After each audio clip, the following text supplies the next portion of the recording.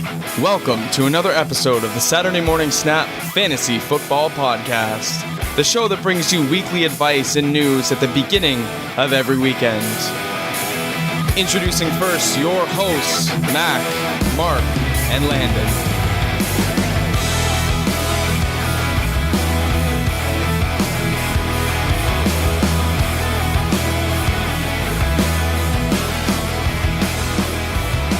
We are back together this time. It is episode 49 of the Saturday Morning Snap Fantasy Football Podcast, coming to you on Saturday, April 20th. Shout out 420. Blaze it up! Wherever you guys are and however you may be listening, we want to thank you for making us a part of your day. We have a good show today. I think a really great show, actually. On draft week, NFL draft is next weekend. We're super excited. We wanted to talk to you about the rookies in this upcoming draft. We've prefaced by saying that a lot of them are really, really strong defensive players, but we're going to highlight the offensive players, the quarterbacks, the running backs, the wide receivers, and the tight ends that are going to make a potential difference in your fantasy teams or your dynasty teams next year. So we're going to try our best to go through. And I've got Landon here with me, live in person. Heyo. I can touch him. I can punch him. And we've got Mark on the other end. Say what's up to the people, Mark, in your best Bob Marley impression. Good morning to all of you. Before 20, indeed. I mean, our U.S. listeners don't understand. It's illegal in Canada. It is. We can buy it through the government, through our Canadian government, and smoke it wherever you can puff a cig. Yeah. Yes. And by it, I don't think really we need to specify what it. Legal cannabis. Y'all know. So what day does the NFL draft begin, Landon? Thursday, April 25th, the first round starts. I am so excited. We should have a draft party. I am leaving on the Friday night to go to Europe. Right. So I'll be while packing, and my girlfriend's going to get so mad at me because I'll be glued to the television, and we're supposed to be packing and getting ready for our trip. But I have to do it. This is my job. First two rounds are the only exciting rounds. Yeah, and then you can look online and see where some maybe your favorite wide receivers or running backs end up, and yeah, it should be great. Before we kick this thing off, do we have any news to report? Russell Wilson signed a big contract. Yes, he did, and made a really awkward Instagram post in doing so. At 3 a.m, laying in bed with Sierra. Go Hawks! I don't think there's any other news, nothing big. Adam Thielen also signed an extension with the Vikings. He did. That was actually big. It's interesting though if we talk about that real quick. It's interesting how if you think about how much money the Vikings paid Kirk Cousins, how much money they just paid Adam Thielen, how much money they're probably going to give Stephon Diggs. Yeah, how much he's of got a good contract right now. how much of their money is tied up in those three players, yet their focus is on the ground. It's a little bit confusing. It's very confusing. So, I mean, I hope it means that there's going to be a shift in the offensive scheme. It would only make sense if you're going to pay those guys that you're going to want to use them. But at the same time, they've been very vocal in saying Dalvin Cook is our focus. We want to get the ball, ground and pound, do our thing. So I just think when you look at how much money Kirk Cousins got, Adam Thielen just got a great extension, and Stephon Diggs signed for 5 years. He got a contract this past year. Okay, so there's a lot of money tied up in those three guys. That's kind of what I wanted to get at. And this is the great time of year for coach speak. Everyone is happy and they're doing well. They're in shape. Everyone loves Eli Manning, Barkley, Ingram, love Eli Manning. And then things will change and things will happen once the NFL draft happens, and then once it gets closer.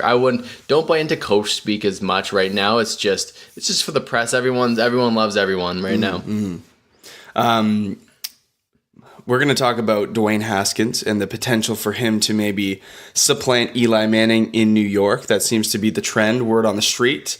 A couple Giants players have been very vocal in defending Eli Manning, saying Sterling Shepard came out and said that Eli Manning, quote unquote, still has it.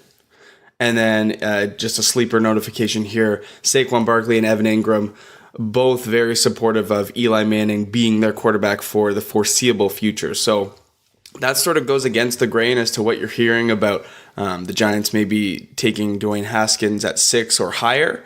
But we're going to talk about that in the next little bit. Pretty hard to discount a guy off your team if the name Manning is written across his shoulders, I guess. You're not wrong. With a couple Super Bowl titles. The NFL schedule is out. And yes. I was wrong on that one. I did know that the Packers opened the season with the Bears, but I guess the full schedule hadn't been released. So it's finally released. Lots of really good games. Patriots, Steelers, Week 1, Sunday Night Football. That'll be a great one. Tons of stuff to look through. So if you haven't seen your favorite team schedule yet, go ahead, check it out, and mark those notable games down on your calendar. Did you see the video the Panthers put out, the one that I tweeted? I meant to watch it. I haven't watched it yet, no. So it's pretty... Mark, have you seen it? Okay. Not. Everyone listening, and you two, stop what you're doing. Go ahead and check that video. I really wanted to disparage the Carolina Panthers after Cam Newton ruined my chances of a fantasy title last year by not playing in championship week. But whoever did this at the Carolina Panthers organization, they set up their schedule as different scenes of a video game. So it's like Street Fighter, pick your opponent, and they go over and they pick the New Orleans Saints, and it says like week 3, New Orleans Saints, and then it goes ahead and it goes to like Cruisin' USA, and it goes through all these video games, and just they've like dubbed in their matchups in the week. Cool. It's hilarious, and it makes me want to forgive Cam for fucking me over. Pro tip, the Ravens play the Dolphins in week 1, so the Ravens are a great defense. The Ravens are already a great defense. Even better, they're going to score more fantasy points than Saquon Barkley in week 1. You heard it here first. What? Frank Gore's putting up 37 points week 1. That I don't know if I could support that level of hotness. I'll take a water bet on that, though. Yeah. All right, let's kick this thing off.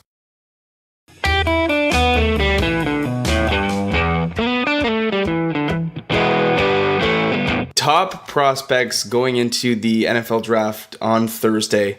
I've basically just gone to CBS, who does, I think, a really good job of ranking prospects, and they've gone through and ranked every single prospect. I've gone through and handpicked all of the offensive guys, but I wanted to have some sort of benchmark to sort of work our way down, and then we'll sort of juxtapose that with our comparable rankings or where we think they'll go. So as I list these prospects, it's as per CBS.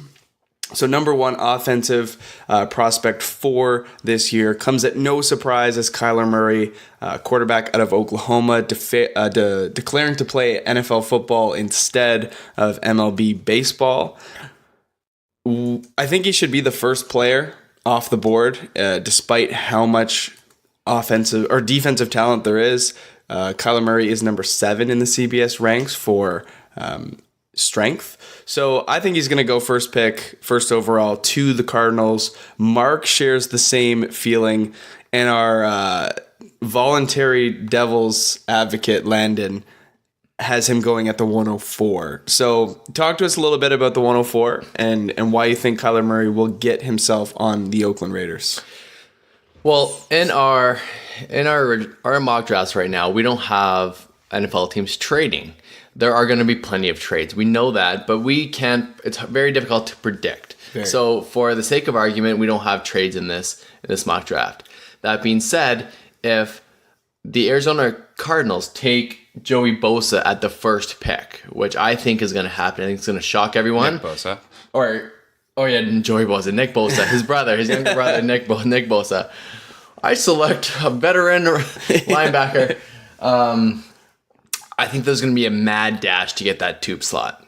And I think that's going to work great for the 49ers. I think it's going to be hilarious. There's going to be tons of teams in at that 2 spot, including the Raiders, potentially the Giants, the Bengals. A lot of teams are going to want that 2nd spot. So with that being said, I have them going to Oakland because I think the Cardinals are going to take Nick Bosa.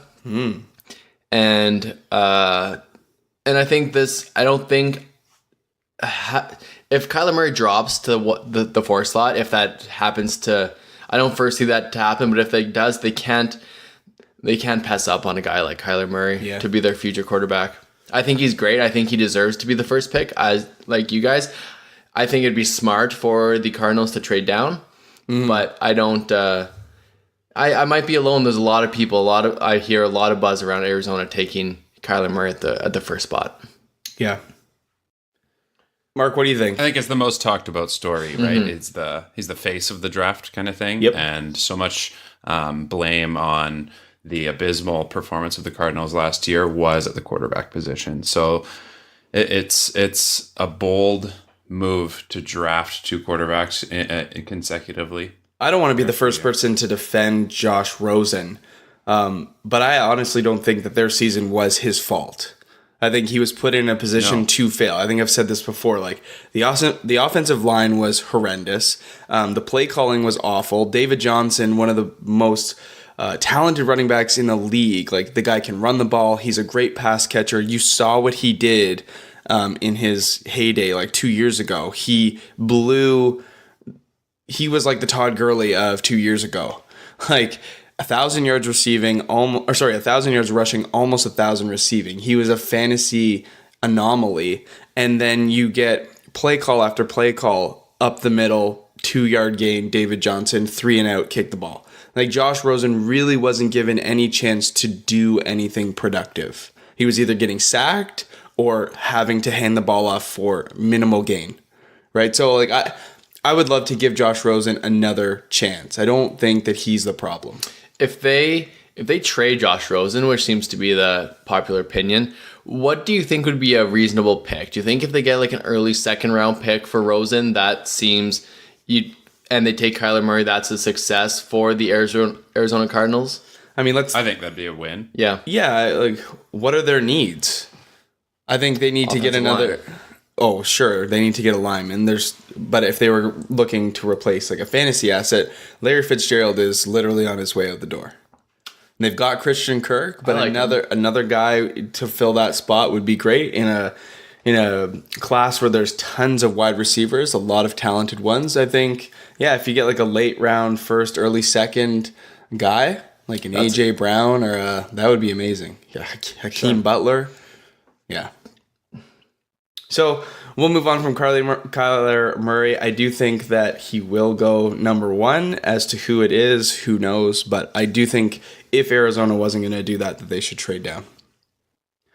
TJ Hawkinson, tight end out of Iowa, is the 2nd ranked offensive player.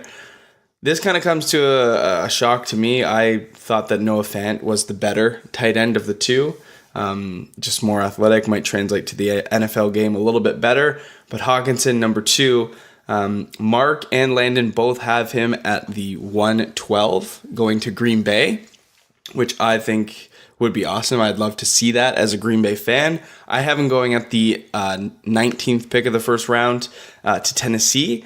And reason being why I see him going there is Delaney Walker has been out for some time, and Jonnu Smith hasn't really been what we thought or hoped that he would be. So I think if Hawkinson comes in, he provides that stability as a blocking tight end, but can also be very versatile as a pass-catching option, a volume guy, a safety guy over the middle for Mariota. And Mariota needs to prove himself in the next couple years if he's going to be the franchise player or if they have to move on. He's been injury-ridden. He hasn't performed at times. I think now when you have a Titans offense that wants to run the ball with Derrick Henry, they've been very vocal about that. You need a tight end that can run block, pass block, but also get out into space and catch the ball. So I think TJ Hawkinson fills that role. He does it all, and I think he'd be a great acquisition for the Titans. So that's kind of why I see him going a little bit later, but the Titans might have to move up if they want to get him. So I don't know. So I think he fits really well into a Green Bay offense just because he's got very good hands, and in their scheme now, they've got an aging tight end in Jimmy Graham, and who was riddled with some injuries last year. I think they have a fairly well-rounded offense, but this guy is kind of maybe less of. I think the two big names at tight end in this draft are Hawkinson and Fant, who we'll talk about later. But I think this guy is maybe less of the receiving type and more of a well-rounded, blocking tight end with those sure hands. So I think he's a really great look for a team like the Packers.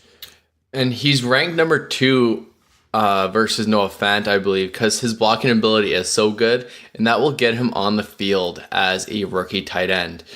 Noah Fant could be that Evan Ingram's type where he produces in year 1, doesn't have to block very much, is just another big receiver, big target. Yeah. Whereas TJ Hawkinson, if he does both, and if he gets on the field, that gives him more opportunities to catch the ball as well, along with being in there for running plays.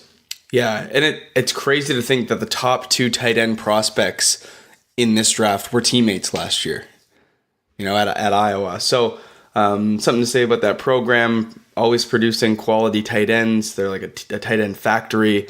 I could see why TJ Hawkinson is a better prospect. I do like the athleticism and the offensive prowess for Noah Fant a little bit better, but I think I guess you got to give a little respect to the tight end coaching staff there too, to be able to foster great play from 2 very different players. Yeah, that's true. That's true.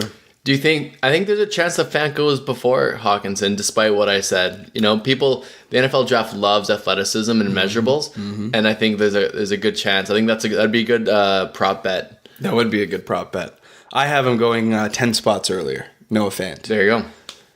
It just comes down to team need, I think. But Titans, Packers, I think both would be a good fit. I would love if he went to the Packers, but I think the Titans.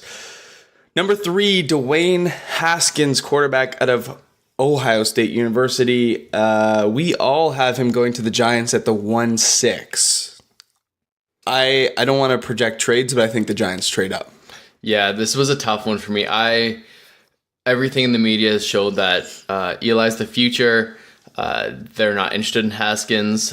But, Haskins has come out and said that he would be fine sitting behind Eli Manning for a year and learning from a guy like that. Yeah. And I think that shows well for the character of Dwayne Haskins. I think he's a great quarterback. He's a great prospect. He threw 50 touchdowns in his senior year, or in his last year playing quarterback. One thing to note, Paris Campbell, his number 1 target, is an absolute beast yards Speed demon after catch. He did the Tyreek Hill type where he took a catch out the line of scrimmage and took it to the house, like a 5-yard slant for 80 yards type deal. It does inflate the numbers and yards for Dwayne Haskins a little bit. Yeah, he's going to be fine, he's going to be great, but to say he's going to produce right away at the quarterback position might be a little bit But he can, to his defense, he can throw that 5-yard ball that Manning does and let Saquon Barkley do his thing. Of course.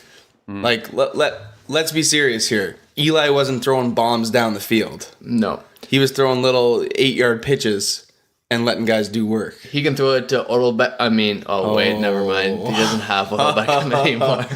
I think a pocket passer like Dwayne Haskins is going to take a little longer to develop. Yes.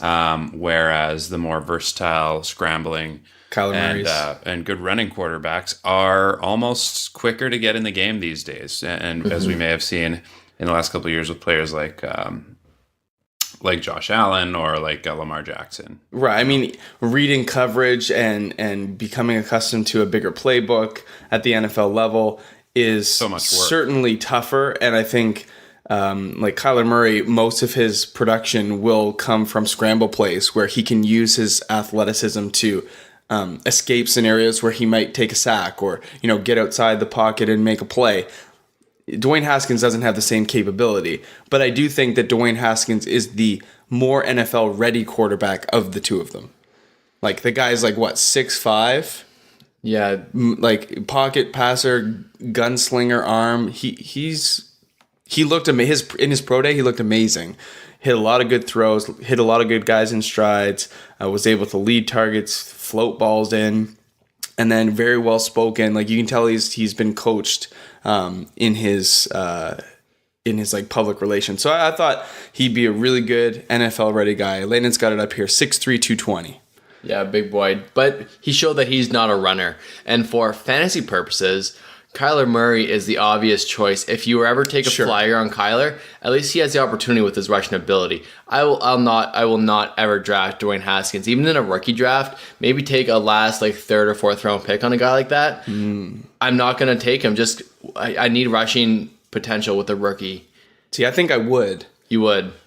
I don't know. Like, look what he did at Ohio State last year. 4,800 yards, 50 touchdowns, 8 interceptions. Shows that he's smart. Shows that he can send the rock down the field.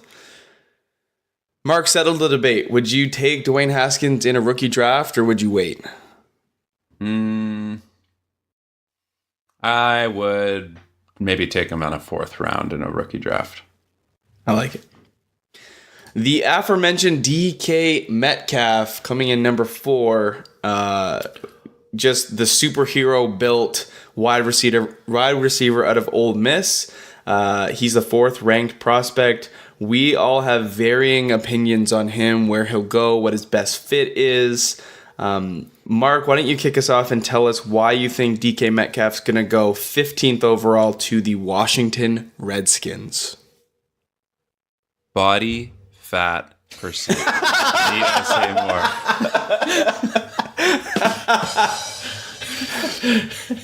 And Landon? No, I'm kidding. Yeah. Landon? No. Okay. DK Metcalf is, as we saw, quite a gifted athlete. He is the right size and build to make it in the NFL and to start right away. But Washington is a team with lots of holes, and the one at the top of the list for me is the receiver position. It's difficult to say who's going to be throwing the ball in that organization this year, but I think they'd be crazy to pass this guy up, and I think he's going to be the first receiver off the board in this draft. So Washington is a team that I also support in a way. I always want to see them come out on top, and I think that would be a great fit and a good turnaround for a pretty sour performing team in the receiver position. Mm-hmm.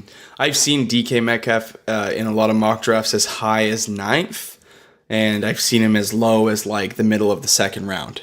So he does seem to have a lot of variance on where he could go and what his value is. I think just from reading a lot of articles and tweets from beat writers and so on and so forth, there's a lot of scouts that are sold on DK Metcalf, and there are a lot of them that the jury's out. Like, they just don't buy in. So there's just a lot of mixed reviews. I think he's going to go 21st overall to the Seattle Seahawks. I see him maybe being in line to fill that Doug Baldwin role. I think with all of the struggles Baldwin's been having with his health, his knees, I don't know how many seasons he really has left. Hernia surgery as well. Okay. So, I think DK Metcalf could be a good fit in that system. The Seahawks just signed Russell Wilson to a longer-term deal. He'll be there for, 4 or 5 years more? 4, I think. So, I think Metcalf could fit that system. And I think if you're listening to this podcast right now, you love football more than most. And I think in normal redraft leagues where most people don't pay attention until August, he's going to be the most overdrafted wide receiver in most of your leagues. And I don't think, and even it's very possible that it's going to be the same thing in the NFL. Mm-hmm. Draft Twitter was exploding when he ran that 40. That's all that was on my timeline. And I think it's possible that he goes early, like Max said, in the top 10, and maybe at the first overall pick. Just kidding. No, it's going to be, I think I have him projected to Oakland. I think this draft, Oakland wants to replenish what they traded away. The Khalil Mack and the Amari Cooper. They are definitely going to look after that. They're willing to spend a first overall pick, I believe, on those players. And that's why I think that's why DK is a perfect spot for that. I think he's going to, my personal opinion, he's going to fall in this draft. He's going to, his speed scores, although his 40 was fast, his agility was very slow. He did run a new 40 or a new agility in his, or 3-cone at his pro day, and he improved it a little bit. But I think he will fall due to some speculation and some other really good prospects that we'll talk about in a little bit.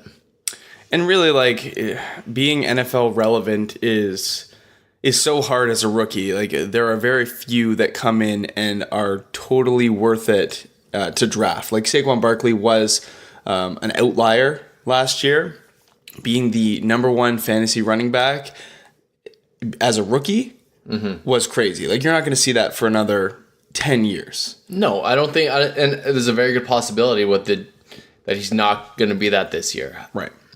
And you know, it does take some rookies time to establish their role. Like Baker Mayfield had a fantastic end of the season, and he could, you know, be maybe a top 5 option for fantasy quarterbacks this year. But he was taken first overall in the draft, and it took him a while to start. So there are a few players that, if we look down, you know, Saquon Barkley, Baker Mayfield, Philip Lindsay was undrafted. He walked himself onto the field of a Denver tryout as a local and made his way on the team and just exploded. So he wasn't even drafted. Nick Chubb was notable. Calvin Ridley had an okay season. Sony Michel struggled with some health, but he looked good at the end of the season. DJ Moore really kind of underperformed for what we thought. And then Josh Allen, Lamar Jackson are really the last two that I would say were relevant. But none of those guys you would feel comfortable starting other than Mayfield and Barkley. And Barkley the whole season, Mayfield by the end, right? So it's tough. I wouldn't take DK Metcalf if I was in a redraft league. So number 5, we've got the compliment to TJ Hawkinson, Noah Fant, tight end out of Iowa, second tight end off the board. I have him super high compared to the other two of you. You have him at mark 124, 24th pick of the first round to the Raiders.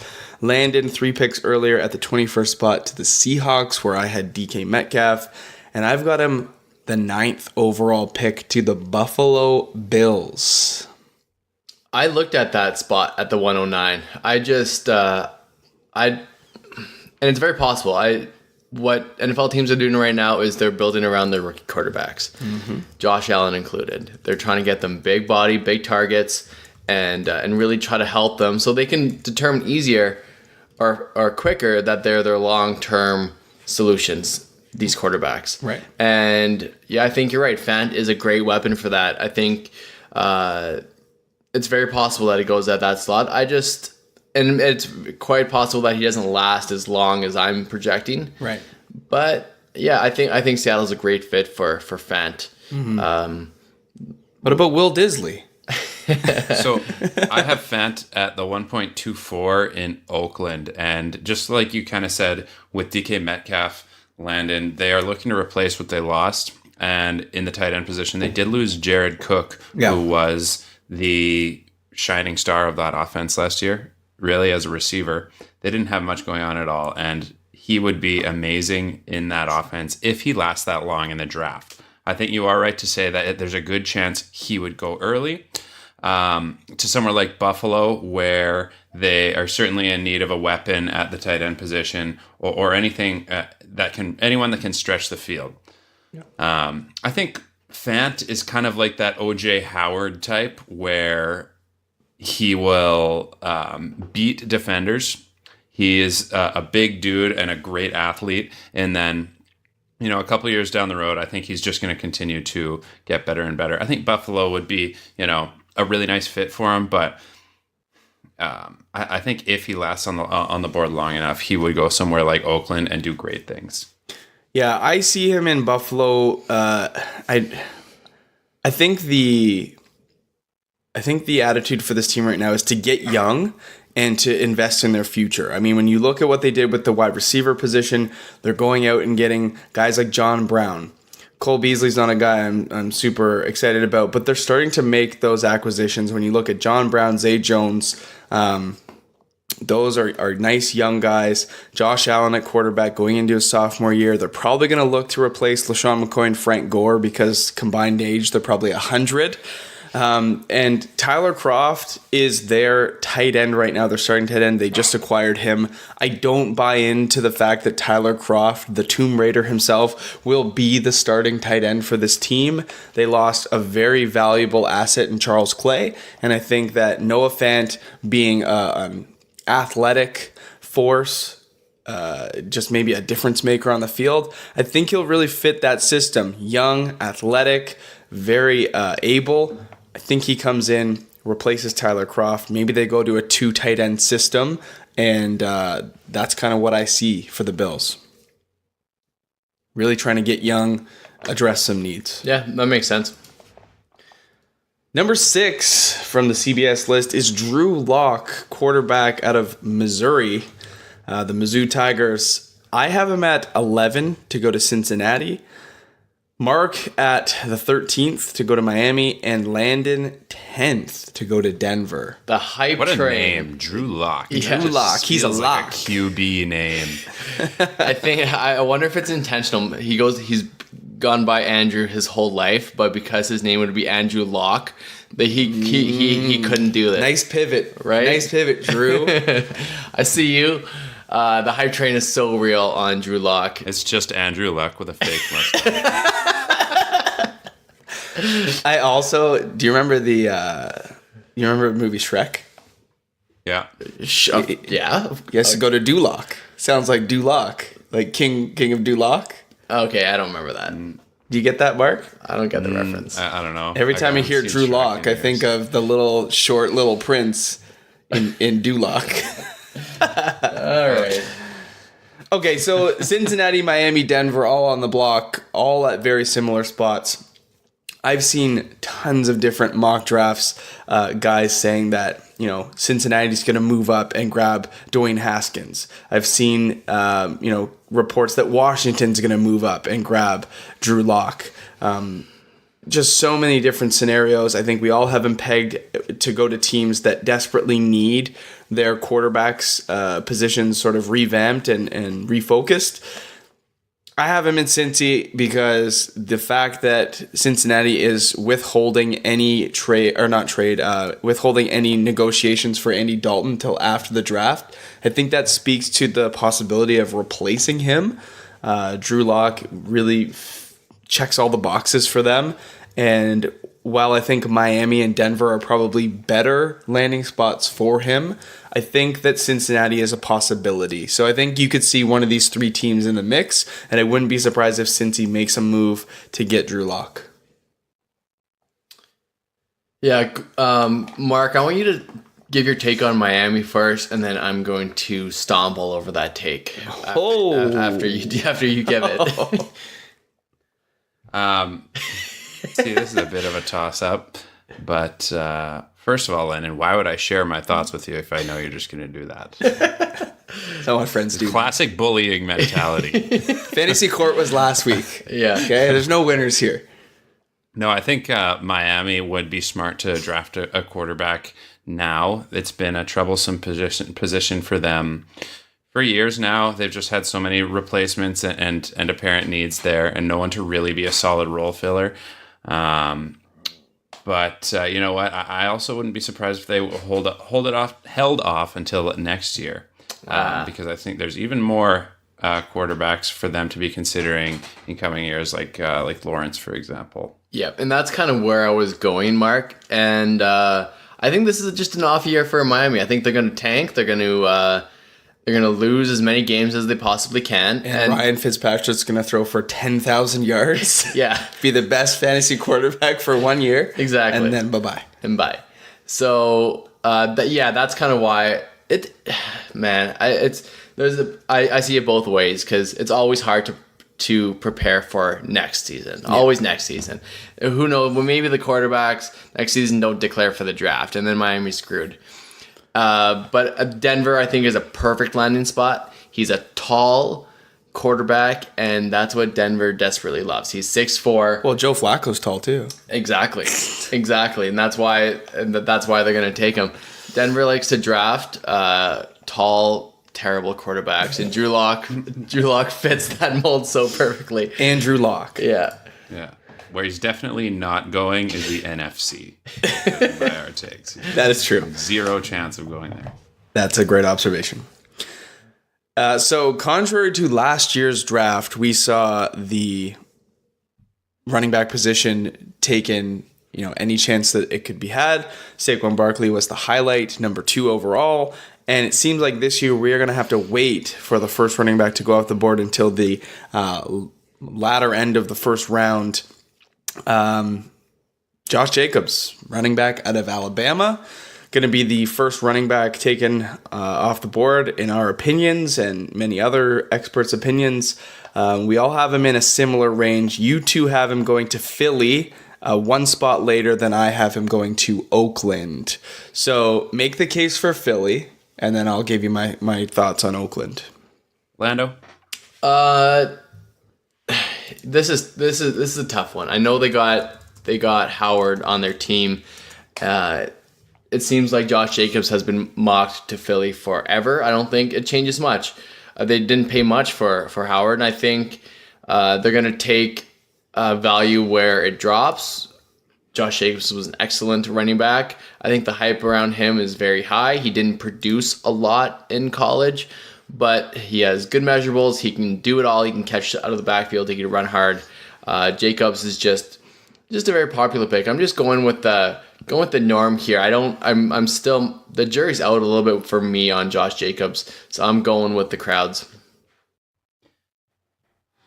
Yeah, same here. It's kind of just based on what you read, right? And if the experts are saying that like Philly's a good spot for him, like it's kind of, I don't know. To me, it's difficult to argue because I don't see him being in the lower end of this draft. He's a late first rounder, I think, and yeah. I don't disagree that he's be great in Oakland too, because that's another area where there's uncertainty at the running back position. So. See, it's funny. I bought into the narrative that he was going to Philly for a long time, and then as soon as Philly got Jordan Howard, that narrative for me switched. I think that makes more sense. And I sort of felt like I had to pivot. And the next available team within the range I thought he could be drafted, I mean, I've seen him as high as 15th and as low as like the beginning of the second round. I think he's going to go, fairly soon.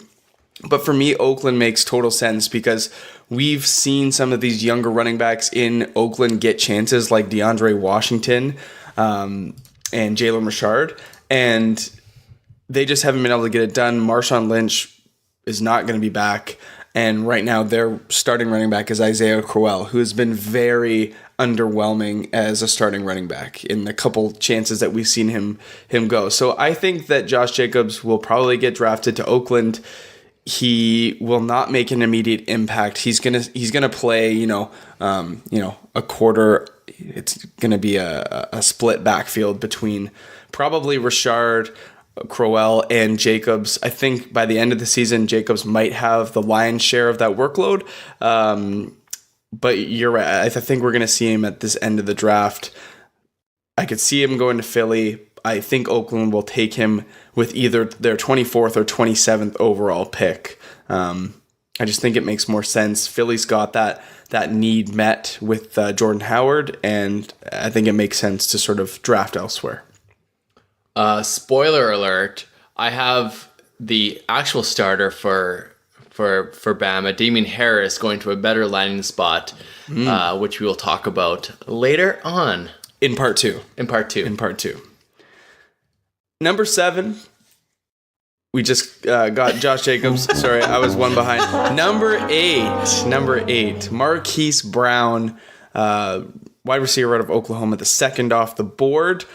We do have him in the same neighborhood. I have him going to Baltimore at the 22nd, Mark 27th to Oakland, and Landon 21st to Seattle. So it's funny how we've sort of picked up on some of these team needs. I think, I saw DK Metcalf going to Seattle. Landon, you now see Marquise Brown potentially going to Seattle. So we're picking up on some of these team needs. Mark, give us the case for Oakland. I mean, it seems like Oakland's coming up a lot. They do have like 85 picks in this draft, so it's only fitting that they're probably going to be the topic of conversation for a lot of these guys. But give us the take of why Marquise Brown would be a good fit in Oakland. Just to keep adding to their offensive weapons, like if they can round out this first round here with all of their picks involved, to finish off their last one in the first at a wide receiver, it is a good complement to what they already have there in Antonio Brown. Mm-hmm. We'll see. He might make a good fit at like a slot receiver to start. I think he's a speed guy, right? He's kind of a smaller, almost compared to like a Deshaun Jackson. Yeah. And I think a player like that can be an absolute weapon. Yeah, like maybe a slot receiver guy. I think that would work out well for him at Oakland. I mean, he's literally the same size as Antonio Brown. He's his cousin. No, A.J. Brown's his cousin. No, Marquise Brown is his cousin. Are you sure? Just read that. What? Yeah. That was A.J. Brown. No, it's Marquise. Well, that totally changes why... Yeah, you better check that. I'm pretty sure it's A.J. Maybe they're both. Maybe they're both. He's got like 500 cousins. I don't know. I had AJ Brown going to the Raiders because I thought, hey, cousins, but there you go. Well, I don't know. Maybe they got to make Marquise Brown, and that totally changes my take. Cousin tandem, like nothing is stronger than blood, right? Yeah, they both gotta look like Antonio Brown a little bit. The jury's out on that one. We're gonna have to figure out who the actual cousin is, but. Okay, we've gone off the rails here. I have him going to Baltimore. Why do you think Baltimore? That's a team we haven't talked about today. Is Baltimore? Why do you think you got him at the 1.22 spot there?